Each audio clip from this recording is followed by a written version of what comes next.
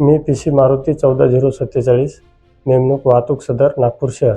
मी शाहरुख लतीफ पठाण, पक्का नंबर 4742, परमेश्वर police station.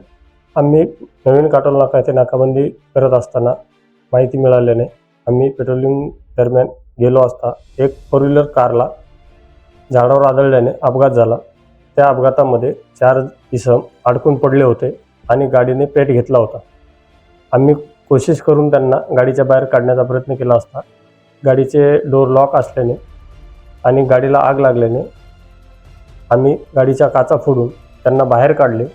गाडीत 4ही जण जखमी होते.